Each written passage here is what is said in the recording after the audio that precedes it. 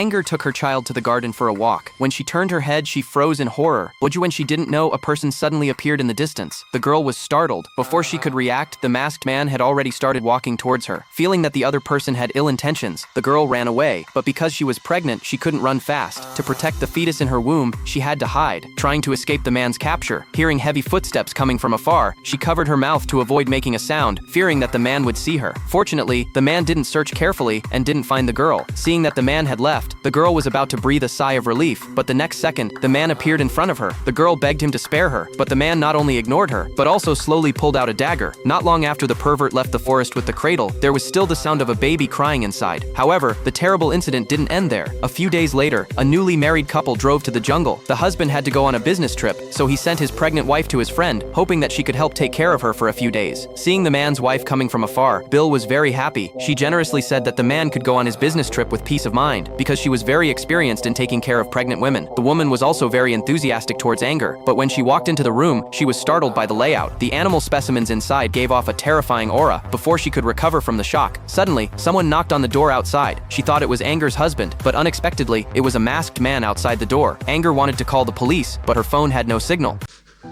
You're in my country now. You're my wife. You do as I say, you understand me? We're staying here. Her name is Alinda. She is an American who gave birth to her child not long ago. We seemed like a happy family, but everything changed 6 months ago. When Alinda's husband mentioned going to Iran, my intuition told me something was wrong. I swear to you. The sacred Quran. You won't be in any danger. That we'll be back after 2 weeks. And that I wouldn't do anything to jeopardize yours or Montauk's safety.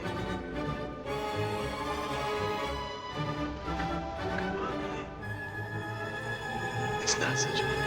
But I was still too soft-hearted, thinking it was just an ordinary family visit. However, the moment our plane landed, his family almost forced me to put on this black robe. I thought it was just a local custom. When Alinda asked her husband what would happen if I refused, he said, "You will be arrested." Looking around, all were women in black robes. I suddenly felt pressured. When Alinda's bangs slipped out from under the scarf, some policemen rushed over, pointing a gun at my head. At that moment, I felt regret. Later, I stayed at his home every day, feeling like it was torture. We had to get up before dawn to pray, but the worst thing was, I had to wear that suffocating robe every single moment. Every time Alinda complained to her husband, he would blame me. After a month, finally when our vacation was coming to an end, I was excited to pack my luggage. But her husband just stood there coldly and announced something.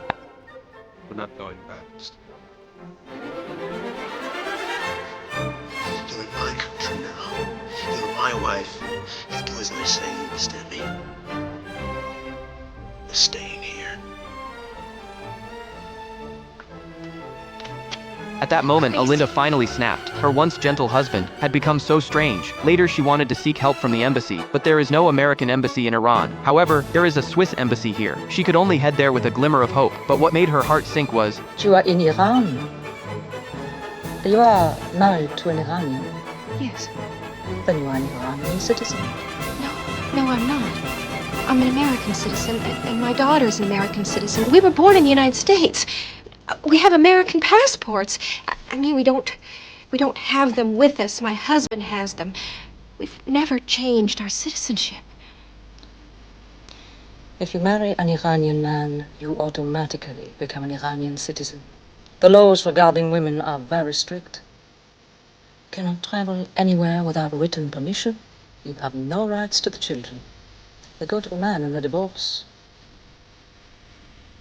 I'm sorry, but you will have to go back to your husband. But we'll never get out of Iran. A man crafts a trident drill bit from steel, using it to bore through the vault of a Swiss bank. He then extracts a 2-meter-thick cement block, only to find a layer of iron mesh behind it. To reach the lock, he must pass through this mesh. So the man takes out a glass gun thinner than a needle, carefully threading it through the steel wires. Any contact would alert the police, who would arrive within 5 minutes. He extends the gun to the combination lock, presses gently, and the metal lock begins to melt. Next, He opens the tap cover, and as water floods the entire vault, it naturally triggers the alarm system. When security guards hear the alarm, they rush to check the monitors and see the vault leaking. They have to disable the alarm and call the manager, as only he holds the vault key. But all of this is part of the man's plan. He remotely triggers a mechanism to cut down a tree, blocking the manager on the road. As the water level rises, the fuse box shorts out, and the surveillance feeds vanish instantly. The man immediately dons a diving suit, approaches the safe, uses tools to open it, and takes the jewels and Patek Philippe watches inside. By now, the police outside are still debating strategies. If they open the vault door, the massive water surge could kill everyone, so they can only guard the exits and wait for the thief to emerge as time runs out. This is the world's strictest prison. Every cell is made of tempered glass, so prisoners' bathroom activities are completely visible. No matter how small the movement is, the cells are built suspended in the air, making traditional tunneling methods completely impossible. The interior is 100% enclosed, and no one can get a ray of sunlight. The number of guards is several times that of prisoners. They are fully armed. Hundreds of surveillance cameras exist, including spherical monitoring balls. The isolation cell is even more terrifying. Strong lights are always on, and once locked in, one can barely open their eyes. It's hotter than a sauna, a literal form of torture. Here, Uncle Long endures the pain and carefully observes the structure of the isolation cell, trying to find a way to crack it, but he spots the flaw he's looking for. Yes, the rivets on the floor. He has a plan. A prison break can't happen without help. So first, he needs to make friends. Before Uncle Long can smile, someone approaches him first. It's another muscular veteran named Arno, who seems to recognize Uncle Long's abilities. As soon as he comes over, he asks if there's anything he can help with. Uncle Long says, "I need a metal sheet." Arno replies, "That's impossible." Uncle Long retorts, "If you don't get it for me, I won't be your friend." So Arno deliberately gets himself taken to the interrogation room and mocks the warden furiously. The warden gets enraged and orders guards to punish him with water torture. A girl just stepped into the elevator. At the moment when the door was about to close, a big hand suddenly blocked the elevator. But it was a strange person wearing a helmet who walked in. After getting off the elevator, she found that this strange person lived next door to her. After entering the house, he vigilantly locked the door several times. After confirming safety, he lay on the bed and called his boyfriend. But just then, he found an extra bath towel on the cabinet with a strand of hair on it. The girl rushed out of the room angrily and cursed the pervert next door. After knocking on the door for a while and getting no response, the girl went back to the house and prepared to check the monitor. But just as she was about to play the video, there was a knock on the door behind her. When she opened the door, there was no one there. Suddenly, a figure flashed by. The girl slowly walked up and found a one-eyed little girl. After going back, the girl continued to check the monitor and found that after she left, a stranger walked in, and the beer she had just drunk was also drunk by this person. The girl only felt a chill down her back. She turned her head and looked back. The helmeted man was standing in the corner. She slowly took out an iron rod with blood on it. The girl was finally killed by the iron rod. The scene changed. In a high-end community,